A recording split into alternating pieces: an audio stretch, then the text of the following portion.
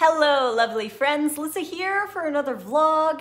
Thanks for joining me. Today it is Tuesday and I spent the morning working on my free ebook, Checkmate Your Cravings.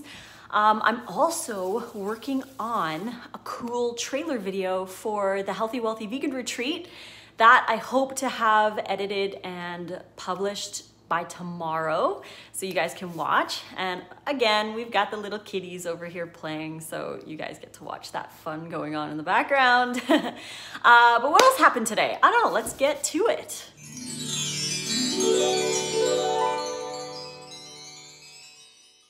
Today was the very first day that the Rogue Valley Growers Market opened up again. So it was closed for the winter and they're gonna be open every Tuesday for the rest of the year, pretty much until Thanksgiving. They normally end it right before Thanksgiving. And check out this gorgeous cabbage that I got. I'm so excited because there's a lot of organic stuff and it's all locally grown and beautiful, and I can grab some amazing stuff at the growers market. I also got this delicious mustard greens, and if you guys watched my top 3 at 3, which I'm also posting today, you'll see that mustard greens are my #1 favorite green for taste.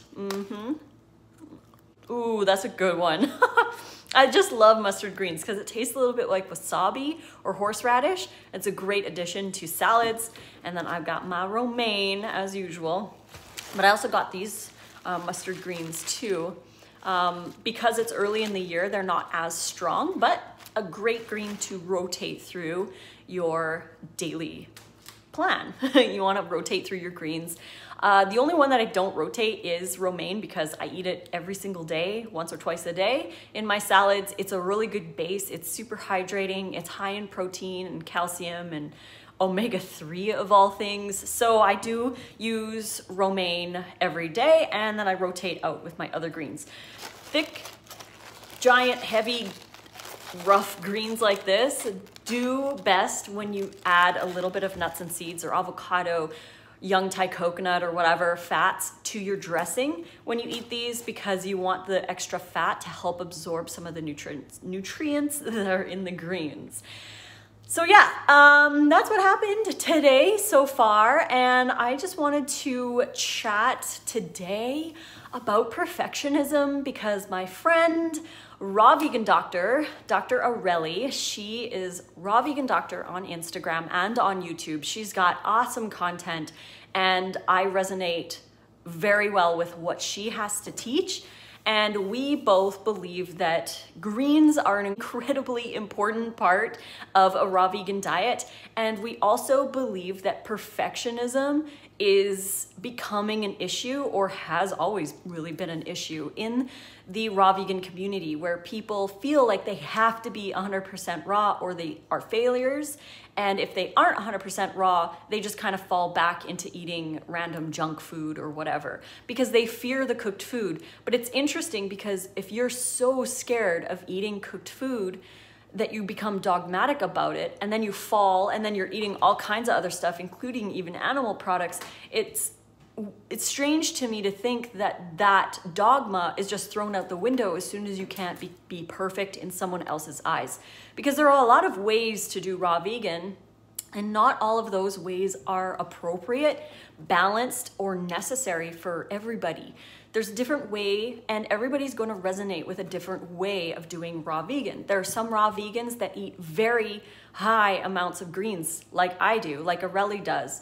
Then there's some raw vegans, like Raw Vegan Ginger. She eats a lot of fruit, but she still includes salads as well. So it's a different balance. It's not all fruit, all greens. It's a combination of both depending on your own body, your own gut flora, and what resonates with you. If you need to add a little bit of cooked food to your diet, as long as it's whole food plant-based and no oil, low fat, then do it if you need to, as long as you're not addicted to it or it's not trigger food. Kind of like, for me, potatoes are a trigger food.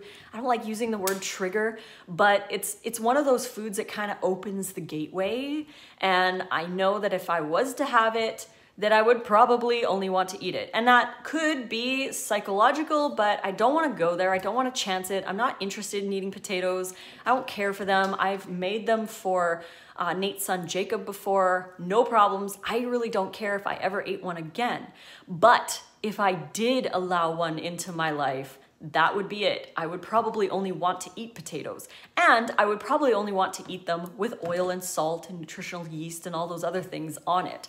So to me, they're just not part of my life, and that's my own desire. That's what I want to do with my raw vegan diet. But if your raw vegan diet is a gigantic, massive salad, and you have a small sweet potato in your salad a couple times a week, and it doesn't trigger you to only eat sweet potatoes or to allow sweet potato French fries or tortilla chips and all kinds of other things to find their way back into your diet, if the sweet potato is the only cooked food that you're adding, or even cooked quinoa, maybe you're having like a half a cup of cooked quinoa in a gigantic raw salad. That's totally fine if that's where you want to go. You don't need to feel like you have to hit this level of perfectionism because there are people like myself, Dr. Arelli, or Raw Vegan Ginger, or other people who are promoting a raw vegan diet, who are doing it 100% or 99%.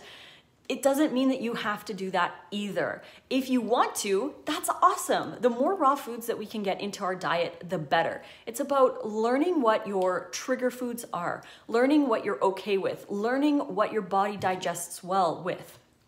And on that note, like I had mentioned in other videos, if you start slow with greens, because greens can irritate some people because they're coming from a diet that's really low in fiber. So if you're coming from that diet, you're eating only like 10 or 15 grams of fiber a day, and suddenly you're eating 80 or 90 grams of fiber a day, yeah, it's gonna cause a little bit of upset. But that doesn't mean that the raw vegan diet is wrong or bad. It just means that your gut flora isn't tuned to it. So increasing slowly, starting out with a small amount, like a little quarter cup in your salad, is really all you need to start out. Just do it regularly, like once a day or once every second day, have a little bit. And then after a week or 2 or 3, whenever you feel like it, increase it to half a cup. And just keep increasing those greens so that you're feeding those good bacteria. They have food to flourish and grow. They cannot grow if you don't feed them. So you have to feed them that fiber. Another thing that's really good for your good bacteria is garlic and onions. And I know there are some raw vegans out there that don't like garlic and onions, and that's totally fine. If you don't like it, that's cool. But there is something in garlic and onions called inulin, which is a prebiotic, which feeds your good bacteria. So there is kind of like a little bit of on the fence kind of debate over whether garlic is good or bad in that realm, where some people are saying that garlic is toxic and it kills all your good bacteria, but then there's the other group that's saying that it's good, it boosts your immune system, and it actually feeds your good bacteria. It just feeds the good bacteria that eat the garlic inulin, and it's actually really good for you. I personally believe that garlic and onions are amazing, and I've been eating them for 6 years almost, no problems. I absolutely love onions, and I put a lot of onions in my salads, and I put a lot in Nate's, and he's like, whoa, tone down the onions on my salad, please. So I take all of his extra onions and I put them on mine because I just love onions so much, and I love garlic. I eat it every day and I don't feel that there's a problem with it. Now, that's where the perfectionist mindset can come into play. If somebody tells you that garlic is evil and it's horrible, or yams are evil and horrible, this can put you in a perfectionist mindset, and you might think, I can never have sweet potatoes ever again. I can never have garlic ever again.